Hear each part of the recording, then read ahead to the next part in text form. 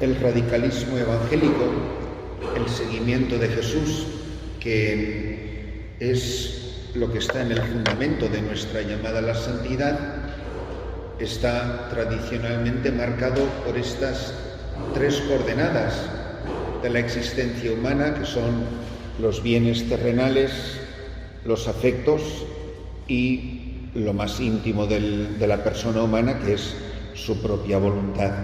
Estamos contemplando nuestra relación con la persona de Jesucristo, porque en definitiva nuestra vida cristiana, mucho más nuestra vida sacerdotal, está sustentada en la persona de Jesucristo, en la contemplación de Jesucristo. Cristo que vive en mí, o yo que vivo en Él vivimos, nos movemos y existimos, o no vivo yo, es Cristo que vive en mí. Vivo de la fe en el Hijo del Hombre que me amó y se entregó por mí. Es decir, Cristo que vive en mí hace posible que yo viva. Yo vivo porque Él vive en mí, y si no, yo ni siquiera tendría vida. La vida sería un desvivirse, estar como muerto en esta vida. Solo Él nos da vida, tu palabra me da vida, yo soy el pan de vida. Todo habla de lo mismo. Dejar a Cristo vivir en nosotros y transformar nuestra existencia. Lo hemos contemplado en esta relación esponsal con Jesucristo, en la virginidad consagrada, esta unión esponsal con Él.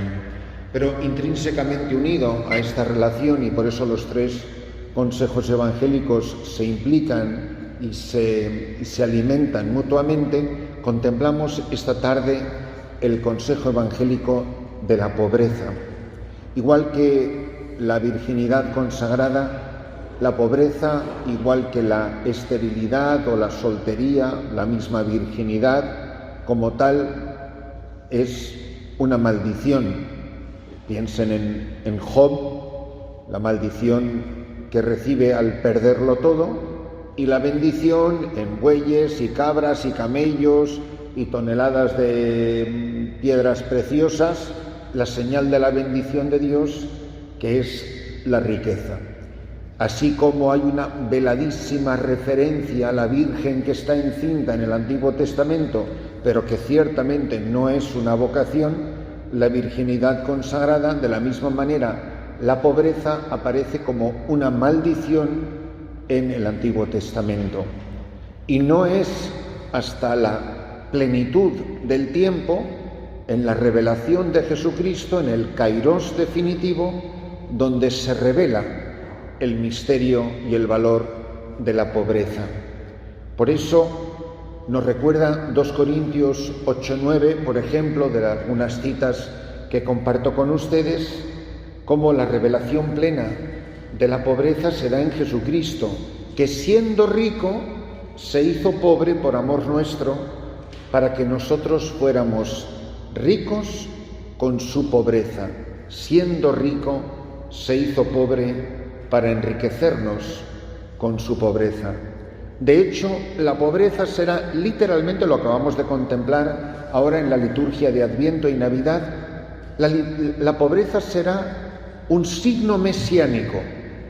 Cuando dan las pistas los ángeles, por ejemplo, de cómo reconocerán al Mesías, dice que elige nacer en una familia modesta, en un pesebre, es presentado en el templo y José y María hacen la ofrenda de los pobres, que era un par de pichones, lo tienen en Lucas 2:24, por ejemplo.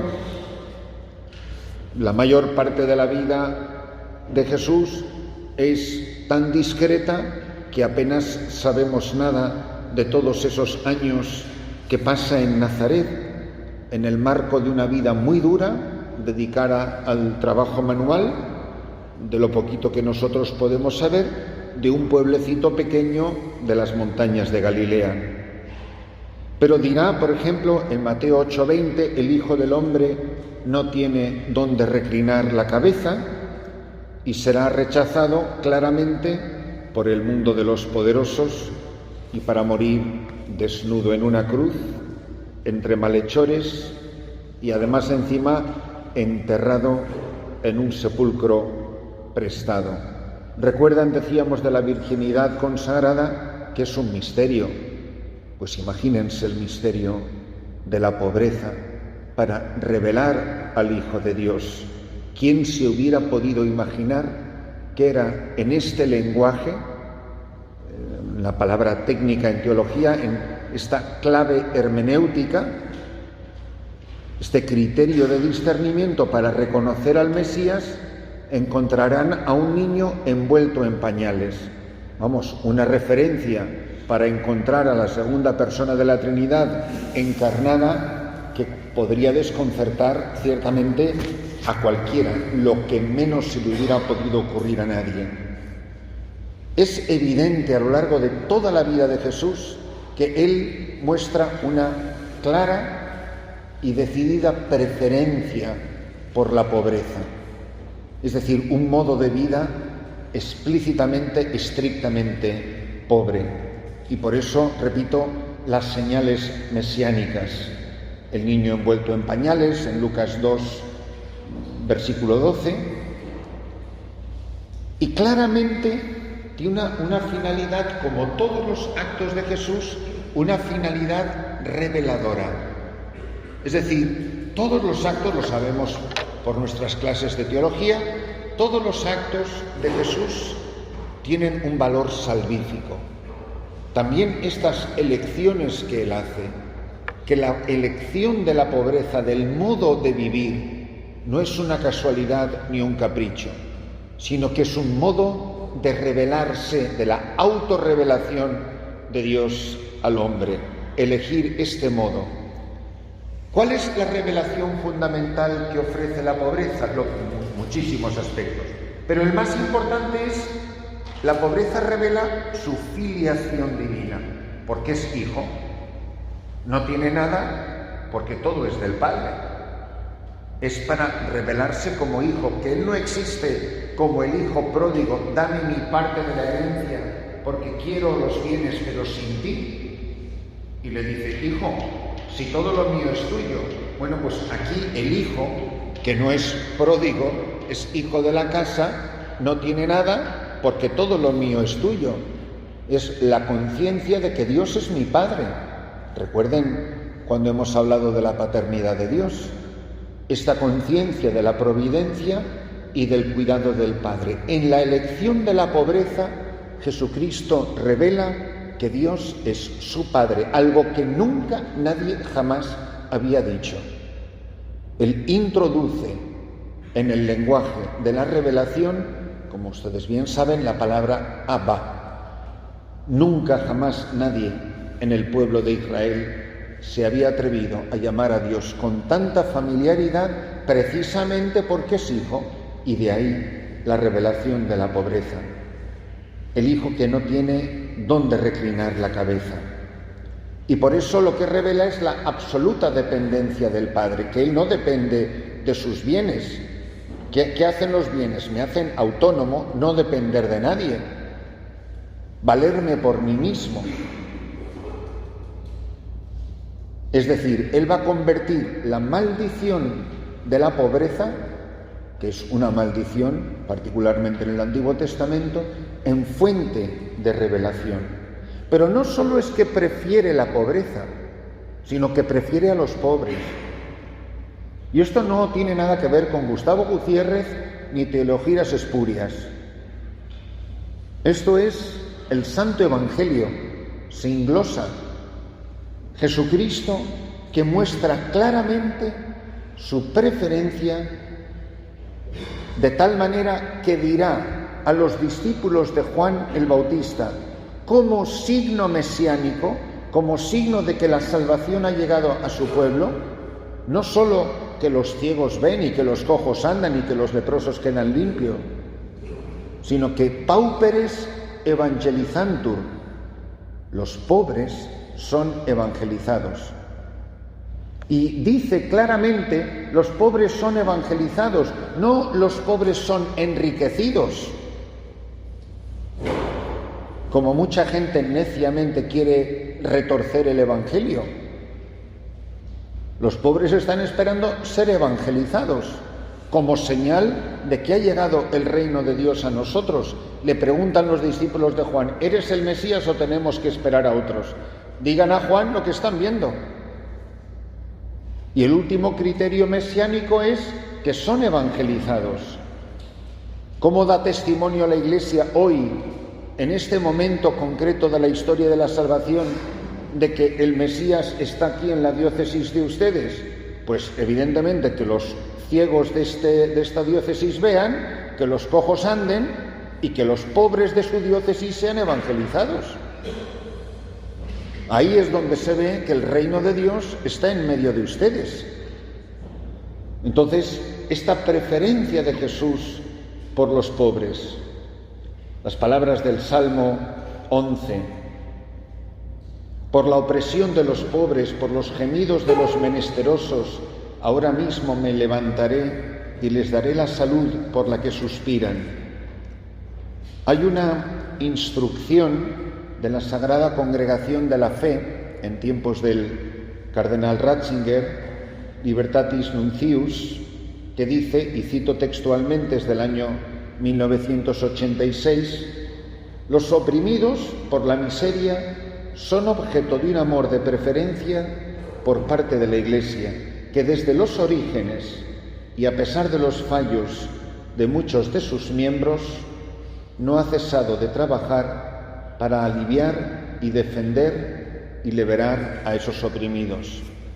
En la encíclica Redemptoris Missio, y cito de memoria, pero les aconsejo, para mí es de las lecturas más fructuosas que he leído jamás de mi vida espiritual, Redemptoris Missio, del Papa Juan Pablo II, dice literalmente al comienzo del número 60, dice: como dije durante mi primer viaje al Brasil, la Iglesia es la Iglesia de los pobres.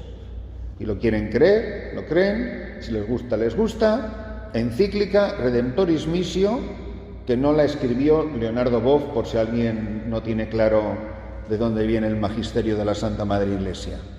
Número 60. RM Redemptoris Missio. Por eso, no solo la pobreza se trata de una pobreza personal, sino el hecho de que sean evangelizados, de que ellos tengan derecho a los sacramentos. Yo no sé absolutamente nada de la diócesis de ustedes. Es más, si me dan un mapa ahora mismo del país, yo no estoy muy seguro si sé dónde estoy. Pero estoy seguro que en sus diócesis hay parroquias de ricos y parroquias de pobres. Y ojalá las de los ricos y las de los pobres estén todas cubiertas, pero les aseguro que si hay gente que no tiene párroco en este país, son los pobres. Esto qué curioso, ¿no? Que rara vez se quedan los ricos sin párroco. Pero anda que no hay pobres en este país que no son evangelizados, que todavía adoran los guajolotes y muchas otras cosas, porque no han sido evangelizados. Pero no me da la impresión de que muchas parroquias de ricos se estén quejando, y eso sí, esos todos tienen carro para ir a misa a otro sitio, ¿eh? Entonces párense a pensar, si todo es este bla bla bla de los pobres que no se nos cae a cierta generación de clero de este país y del mundo entero, el cuento del pobre, hay mucha gente que habla del pobre y no le ha visto la cara a un pobre jamás en su vida, y no se sabe el nombre de un solo pobre, nos vendría muy bien que nos paremos a pensar si de verdad están siendo evangelizados en serio. Y si estas cosas tan bonitas que dice la Iglesia, los pobres se la creen. Porque, vamos, un pobre lee todas estas cosas que acabo de decir y no llevo ni 10 minutos de charla y estarían emocionados todos los pobres de la tierra, ¿no? Ahora, chico, que se note que es verdad. Entonces, si esta es la predilección que manifiesta Jesucristo hacia ellos, de tal manera que su evangelización es un signo mesiánico de que ha venido el reino de Dios y está en medio de nosotros, Pues que todas las fuerzas de las energías de la Iglesia estén sobre todo puestas, por favor, en evangelizarles. Porque les repito que he dado muchas vueltas a muchos países y no hago más que ver a la Iglesia Católica como una gigantesca ONG, y la mayor parte de la gente que se beneficia de los bienes materiales de la Iglesia, cada vez más están todos metidos en iglesias evangélicas. Porque la gente está harta de puentes, escuelas, carreteras, energía eléctrica, promociones de la mujer y tantas otras cosas maravillosas a las que yo he dedicado muchísimas energías de mi vida misionera, porque bastantes hospitales he construido y comedores de niños y todo lo que ustedes quieran mencionar, pero pobre de mí, como a mí le recuerde la Santa Madre Iglesia por los ladrillos que puso y los tabiques, como dicen aquí. Y todo el mundo metido en iglesias protestantes, que no solo no les dan, sino que encima les piden el diezmo. Pues algo habrá, ¿no? ¿Por qué? Pues la gente está esperando a Jesucristo. Los pobres son evangelizados, no promocionados. Pero no solo es eso, sino que además, en tiempo de Jesús, son los pobres los que prefieren a Jesús. Otro criterio mesiánico. ¿De quién va rodeado Jesucristo? ¿De la aristocracia de su tiempo? ¿De la aristocracia eclesiástica o templaria, por lo del templo, de su tiempo? ¿Son los fariseos, los grandes religiosos, los grandes teólogos y comentaristas de la Torá los que van siguiendo a Jesús? Recuerden, para mí es una cita tremenda, Juan 7:49. ¿Acaso algún magistrado o fariseo ha creído en él? Pero es esta gente que ignora la ley y que son unos malditos los que le siguen. Jesús, que va rodeado de la escoria de la humanidad. ¿De qué va rodeado el cura? ¿De qué voy rodeado yo? ¿En qué casas me siento más a gusto? ¿En qué compañía me siento en mi elemento? No, son esta gente que son unos malditos los que le siguen a Jesús. Las citas sobre este aspecto de los padres de la Iglesia son impresionantes. Pero pasemos rápido porque, como repito, no se trata de un curso de teología espiritual, sino unos humildes ejercicios que se pasan volando. Empecemos por las bienaventuranzas. En Lucas 6:20. Bienaventurados los pobres, porque vuestro es el reino de Dios. ¿De verdad que los pobres se sienten maravillosamente privilegiados porque la Iglesia les ha abierto las puertas del reino? Por eso esto es todo lo contrario de lo que piensa el mundo. Esto es un escándalo en el mundo de hoy. Por supuesto que han corrido ríos de tinta para tratar de explicar quiénes son los pobres.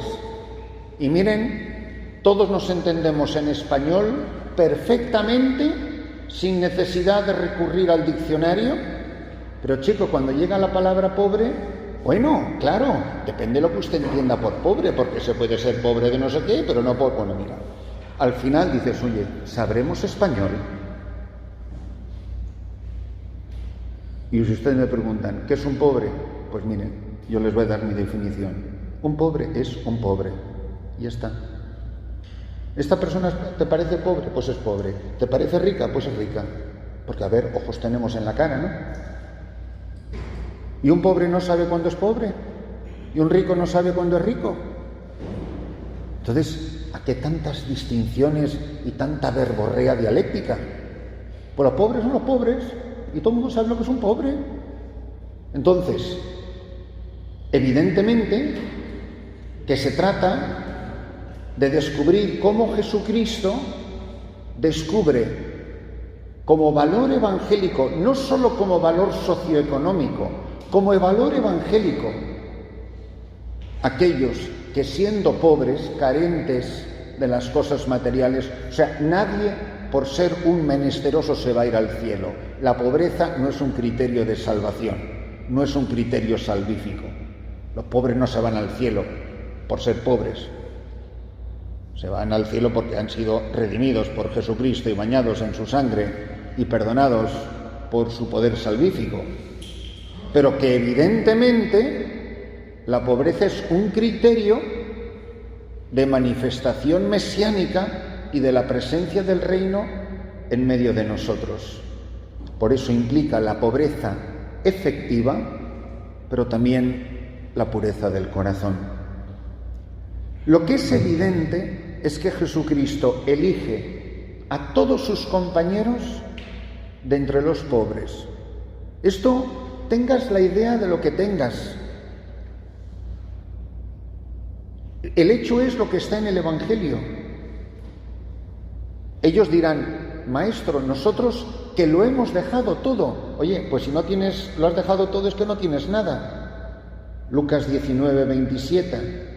Dice: dice Jesús, los que han dejado campos y casas y barcas y redes y la oficina de recaudación de impuestos, que lo han dejado todo, según su estado. Pero es que además, frente a la bienaventuranza de la pobreza y de los pobres, está la maldición de los ricos.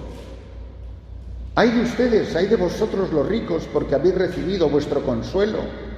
Ay de vosotros los que ahora estáis hartos, porque tendréis hambre. Ay de vosotros los que ahora reís, porque gemiréis y lloraréis. La bendición de Jesús de la pobreza se contradice con la maldición, y no solo de la riqueza, con la maldición de los ricos.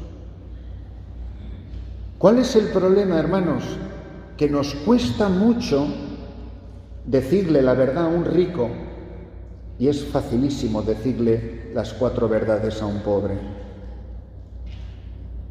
Qué difícil es anunciar el Evangelio a alguien de quien necesitas su dinero. Qué difícil es ir a casa de eso. Yo nunca había escuchado la palabra bienhechor hasta que vine a este país. Pero desde luego todo el mundo tiene su corte celestial. A un rico no, del que necesitas su ayuda, no le dices: oye, a ver cuándo te casas, oye, que esa no es tu mujer. Pero a la pobrecita de la parroquia, bueno, doña fulana, a ver si ponemos orden.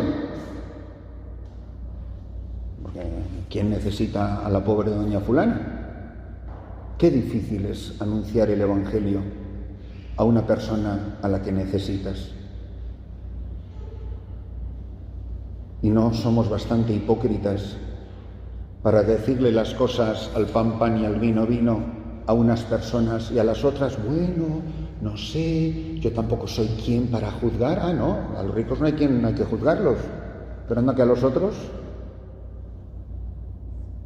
Por eso, qué difícil es ser sacerdote en parroquias de ricos, o por lo menos a mí me lo parece. A otra gente deben de estar entusiasmados. Ahora, predicar el Evangelio para que cambie la vida de una persona, porque tú eres responsable de su salvación, y tú vas a cargar con su pecado porque fuiste un cobarde que no le dijiste lo que tenías que decirle porque te dio miedo. Ese miedo que tú y yo no teníamos para decir exactamente la misma verdad a la gente pequeña de este mundo. Y ustedes saben que tengo más razón que un santo. Porque este problema es universal. Con el agravante de que muchos de nosotros no viviríamos donde viven esos ricos si no fuéramos sacerdotes. ¿Que de qué voy a vivir yo en ese barrio si no es porque soy cura? ¿Mi familia vive en ese mismo barrio?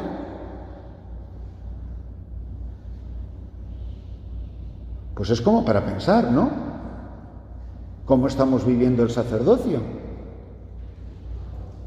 Que nos dedicamos al incienso con aquel del que necesitamos pero fustigamos como si fuéramos Juan Bautista a la gente pequeña de este mundo, porque nos sentimos empoderados. Miren, en el escalafón social de la vida, todo el mundo sabe dónde corresponde. Yo siempre pongo este ejemplo que es muy sencillo. Imagínense que un grupo de ustedes se va a subir en un carro. Va el obispo, va el vicario general, va no sé quién, y vas tú, pues que a lo mejor eres un vicario parroquial, jovencillo y tal. Amigos, todo el mundo sabe quién se sienta delante. Y quién sabe, quién le toca si tiene suerte de subirse atrás. Todo el mundo sabe en esta vida cuál es su sitio. Quién es más pequeñito que yo y quién es más grande que yo. Y no permitimos que el pequeñito se nos pase por delante porque lo ponemos en su sitio bien puesto. Pero pobre de mí, cómo se me ocurra dar un paso en falso. Entonces, que no nos equivoquemos, hermanos, que si somos transparencia de Jesucristo, que no nos olvidemos de cómo fueron elegidos todos esos primeros discípulos, aquellos que de lo poco que tenían lo dejaron todo, que dejando la barca y las redes. ¿Cuál es nuestro problema? Que precisamente por ser apóstol, precisamente por ser sacerdote, yo que no tenía ni barca ni redes, gracias al sacerdocio los he adquirido. ¡Wow! El que no tenía barca ni redes, mira tú, encontró la barca y las redes que no tenía y que no tienen sus hermanos ni sus cuñados. Yo preguntaba en conversación informal, no sé, en una de las comidas, el sacerdocio aquí, que no sé ni dónde estoy, ¿es un escalón para arriba o es un escalón para abajo? Para que nos entendamos en español. Yo, al dejar mi familia, ¿bajé de escalafón social o subí de escalafón social respecto de mi familia? Pues no está mal pensarlo. Para que seamos honestos con nosotros mismos, que quienes dieron ese paso hace 2000 años lo perdieron todo. No va a ser ahora que los que dan ese paso se han encontrado con lo que no tenían. Pues a mí me parece que esto es gravísimo y de una seriedad espantosa, porque luego se nos llena la boca con bla bla bla y canciones que cantamos en nuestras liturgias del amor maravilloso de Jesús a los pobres, pero maldito el que quiere ser pobre. Estamos todavía en el Antiguo Testamento reconociendo que la pobreza es una maldición. Lo que está claro es que las riquezas aparecerán siempre como un terrible, terrible peligro. Miren Mateo 19:23, qué difícilmente entra un rico en el reino de los cielos. Porque qué difícil es poseer sin apegarse. Las cosas materiales no tienen moral, no son sujetos de moral, son criaturas, son objetos, cosas. La moralidad se la da el que las posee. Y somos hijos de Adán y Eva, estamos heridos por la concupiscencia y es tan difícil poseer sin ser poseídos, sin apegarnos a esas cosas, engañándonos, creyendo que las estamos poniendo al servicio de Dios. Por eso es importantísimo revisar, así como podemos tener apegos afectivos, y creo que unos ejercicios son una muy buena oportunidad para hacer una magnífica confesión respecto de nuestros afectos desordenados, pero que no hace falta entrar en más disquisiciones. También hagamos un poco de examen de conciencia de cuál es mi actitud frente al dinero, frente a los bienes materiales? ¿Cuál es mi actitud de apego hacia aquellas cosas que ahora mismo poseo o quiero poseer? Igual que Jesús señaló el peligro de la seducción de las riquezas, dice la palabra que son como espinas que ahogan la palabra divina sembrada en las almas. Es probablemente la parábola más importante predicada por Jesús, si no por el contenido, por las veces que se repite. Hay una sola parábola que se repite 4 veces en el Evangelio, en San Mateo, en San Marcos y 2 veces en San Lucas. Imagínate contar 2 veces la misma parábola, la importancia que no tendrá, que es la parábola del sembrador. Hablando de la palabra de Dios, que no puede dar fruto. La semilla es la palabra, el sembrador es el Hijo y la semilla es la misma. Todo depende en la clase de tierra en la que cae. ¿Cuál es la semilla que se pierde? Pues la del que atesora para sí, pero no es rico ante Dios. Por eso, al fuego eterno irán los malos ricos que no supieron compadecerse del pobre Lázaro y lo tenía en su puerta. Lo tenemos en Lucas 16, 19.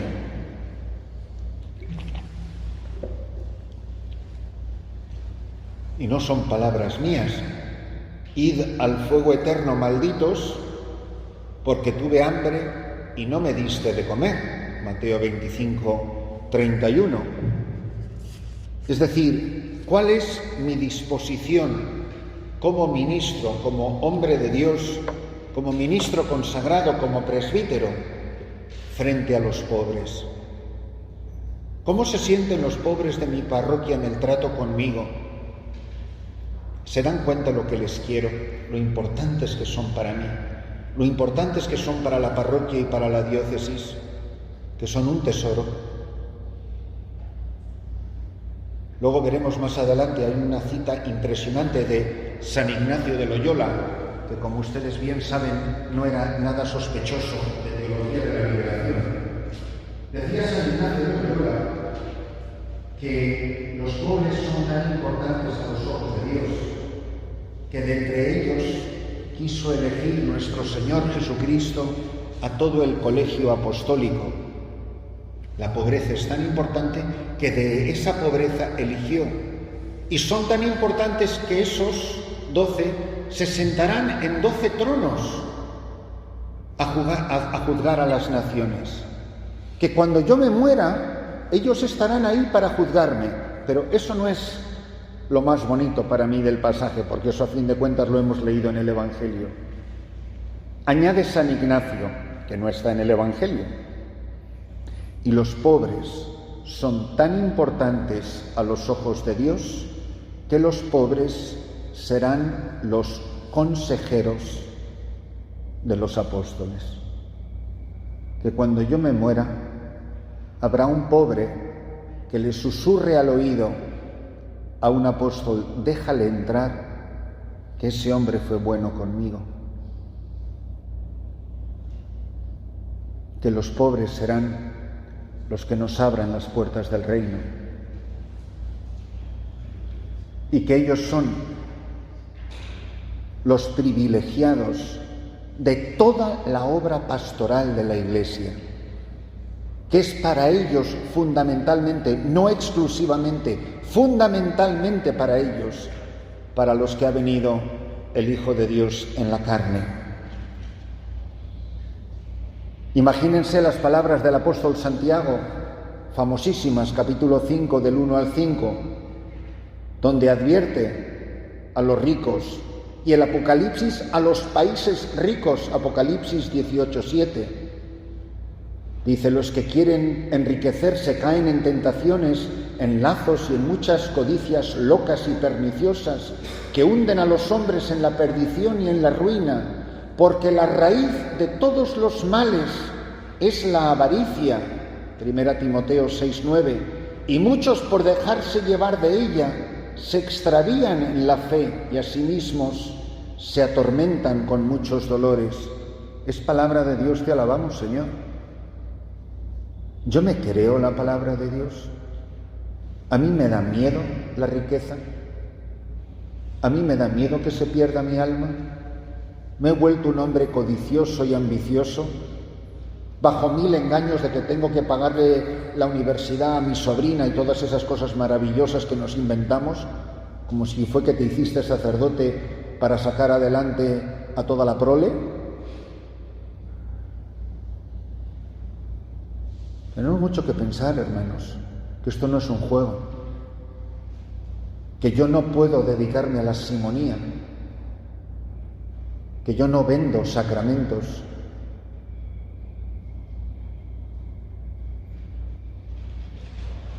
que el ministerio no es una máquina de hacer dinero. Y la tradición de la Iglesia repite esto continuamente. Si quieren una lectura patrística impresionante, la tienen en la liturgia de las horas, la segunda lectura del sábado de la semana 21 del tiempo ordinario del gran San Juan Crisóstomo. Es una lectura impresionante. De aquellos, lo recordarán en cuanto la cite, que adornan las iglesias con cálices de oro, pero le niegan un vaso de agua a un pobre, que adornan las iglesias como expresión de su propia vanidad. San Juan de la Cruz incluso corrige a las monjas carmelitas y les dice que, claro, como todas van con su hábito, no se van a poner pintalabios y aretes y pantallas. Y dice que las monjas proyectan su vanidad en el modo de adornar las iglesias.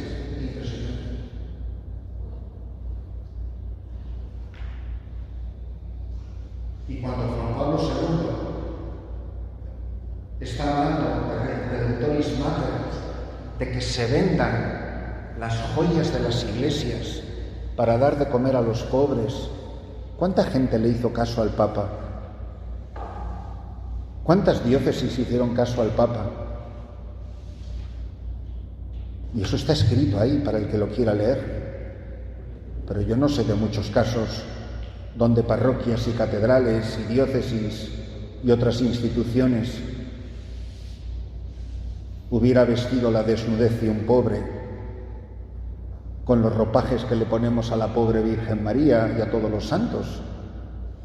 Porque vamos, anda que no le ponemos trapos a los Cristos. Pero ¿para qué demonios necesitan tanto ropaje las vírgenes y los Cristos y los santos? Y este país es increíble, vamos, lo que se gasta la gente en ropitas de los santos, pues ya se la podían dar a los pobres, que están vistiendo a Cristo de carne y hueso. ¿Esas cosas las decimos, las predicamos? No, es que la gente le tiene mucha devoción. Oye, pues el Cristo al que sería muy bonito que le tuvieran un poquito más de devoción es al Cristo que está en los pobres.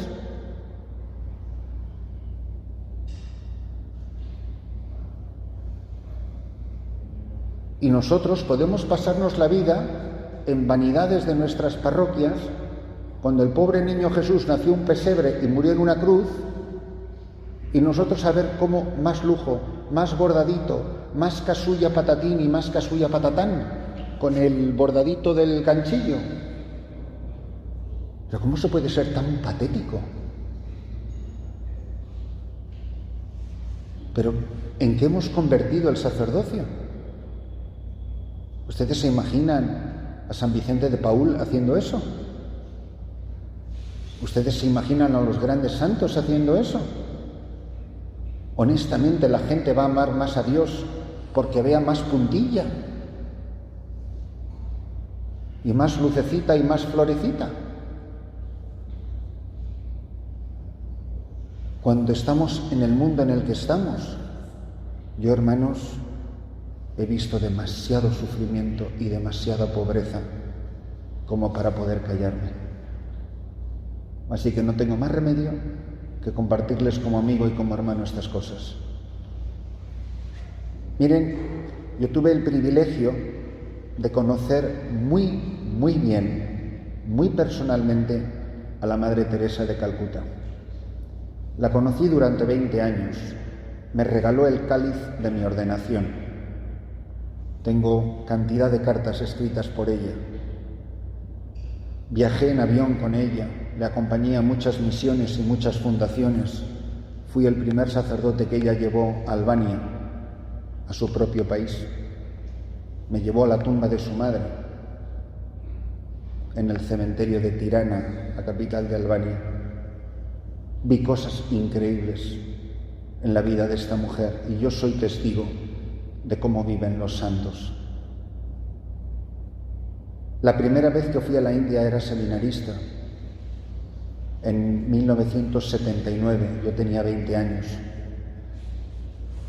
Por eso yo llevo 40 años en misión, es por esta mujer. Fue ella la que le pidió permiso a mi cardenal para que me dejara marcharme a trabajar con la población hispana en Nueva York.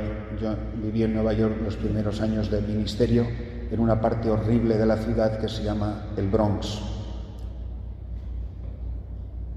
La primera vez que fui a la India, trabajé casi todo el verano en la casa de los moribundos, donde literalmente traían piltrafas humanas a esa casa donde solamente estaban para morir, como decía ella, como personas y no como animales tirados en la calle. Una mañana trajo a la policía en una camilla de metal a un hombre que era la pura definición literal de piel y huesos. Entre la piel y el hueso no había nada. Era un cadáver que todavía respiraba. Tan mugriento, tantas llagas tenía, que el trapo que tenía envuelto la cintura lo tenía pegado a la piel. Tenía tantas llagas y tantas heridas que tenía adherida la ropa. Y se lleva al moribundo a una especie de plataforma hecha como de azulejo y escrito en la pared del puño y letra de la Madre Teresa ponía "The Body of Christ", el cuerpo de Cristo, para que te acuerdes de lo que vas a tocar ahora mismo no es otra cosa que lo mismo que acabas de comulgar esta mañana en misa. Empezamos muy despacio a quitarle esa tela. De las heridas les salían gusanos y con unas pinzas íbamos sacando los gusanos de esa pobre criatura. No le quedaba mucho de vida. Después de bañarlo, lavarlo, se le acostó en una camita y ya era casi el mediodía. Y yo le pedí permiso a la hermana encargada de que en vez de irme a comer, yo no pudiera quedar, porque era seminarista, que yo no pudiera quedar ayudar a ese hombre, acompañarme, si no podía ya. Por más que insistí, no me dieron permiso, porque si no comes, te vas a enfermar. Eso se vuelve un museo viviente de todas las enfermedades e infecciones. De hecho, yo volví enfermísimo a España. Yo tenía parásitos en el duodeno, tenía sarna, tenía fiebres tifoideas, lo tenía todo. Empezaba el último año de teología y me llegaron a mi casa gravísimamente enfermo cuando volví. Me mandaron a comer, fui a comer, volví corriendo, estaba seguro ya que el hombre estaba muerto, pero cuando entré en la casa después de comer todavía estaba vivo. Era una camita muy bajita y había una novicia india que entendía el idioma bengalí, que es lo que hablan en esa región de la India, y me tradujo lo que ese hombre me dijo. Cuando él me vio, alargó los brazos, yo le agarré las manos y me dijo: "I have been waiting for you". Te he estado esperando. Y con sus manos en las mías, se murió. Y para mí, esas palabras se me quedaron grabadas como si me las hubiera dicho el mismísimo Jesucristo por boca de este hombre. Que donde quiera que vayas como sacerdote, I have been waiting for you, te he estado esperando. Cristo que nos está esperando, donde quiera que vayas. Por eso yo les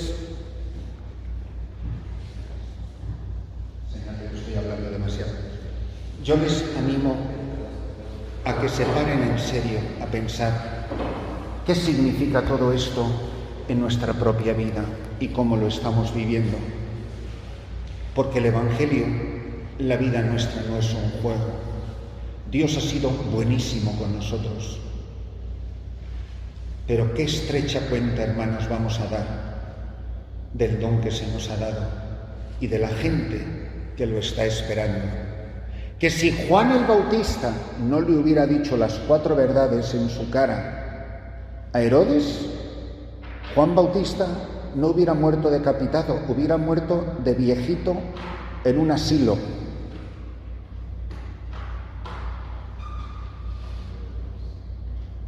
En un geriátrico, pero no decapitado. Que si cuando le decía las verdades a los pobres del río Jordán le iban a decapitar, para nada, porque los pobres no tienen fuerza para decapitar a nadie.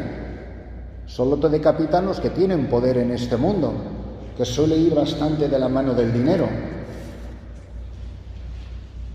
Por eso no nos damos cuenta la cantidad de injusticias de las que somos testigos, hermanos, y de las que muchas veces no hacemos nada. Las injusticias que vemos todos los días delante de nuestros ojos. El abuso de la gente pequeña, el atropello. La doctrina social de la Iglesia es impresionante. Es un tesoro gigantesco que dimana de los evangelios, que pasa por los padres de la Iglesia, que pasa por el magisterio de los santos. ¿Cómo puedo decir que creo en la presencia real de Jesucristo en un pedazo de pan si no soy capaz de reconocer la presencia de Jesucristo en el cuerpo y en la vida destrozada de los hombres mis hermanos? La Madre Teresa siempre decía, hay un solo Cristo, no dos, y es el mismo Cristo que dijo, yo soy el pan de vida y por eso tú celebras, que dijo, tuve hambre y me diste de comer. Se hizo pan de vida para saciar mi hambre, no son palabras mías, son de ella. Se hizo pan de vida para saciar mi hambre y se hizo el hambriento para que yo le saciara con el pan de mi amor. Yo creo que es impresionante, hermanos, la tarea que tenemos entre manos. ¿Qué significa la Santa Misa? ¿Qué significa la Eucaristía que celebramos? ¿Significa algo? ¿Toca la vida de la gente? ¿Transforma las estructuras sociales? ¿Nos hace darnos cuenta la cantidad de gente que vive vidas espantosas en este país y supongo que también en esta diócesis? Que también habrá mucha gente que lo pase mal. Que si ustedes tienen millones de hijos de esta tierra, el país entero, viviendo en el país del norte, no es porque el país del norte sea más bonito que el del sur. Que nadie se va de su casa, ni de su pueblo, ni de su rancho por gusto. Qué triste que tengamos que vivir así y que nos parezca normal. Qué triste. Y qué papel tan impresionante el de la Iglesia. Una Iglesia que está llamada a vivir esto, no con el bla bla bla ridículo, sino de verdad. Los santos son los verdaderos profetas. El profetismo es el del púlpito del domingo por las mañanas.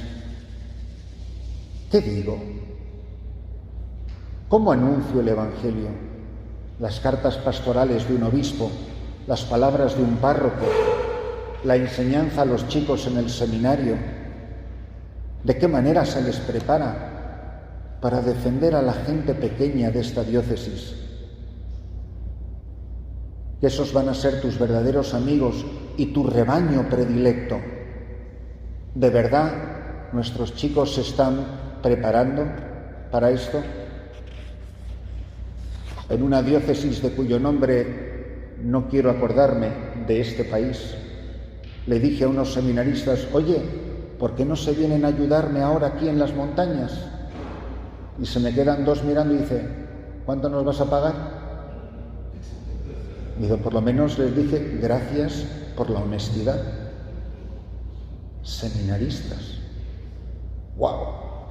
Magnífico comienzo del sacerdocio. Por lo menos tuvieron la honestidad de decir lo que otros piensan, pero lo dicen o lo practican más sutilmente.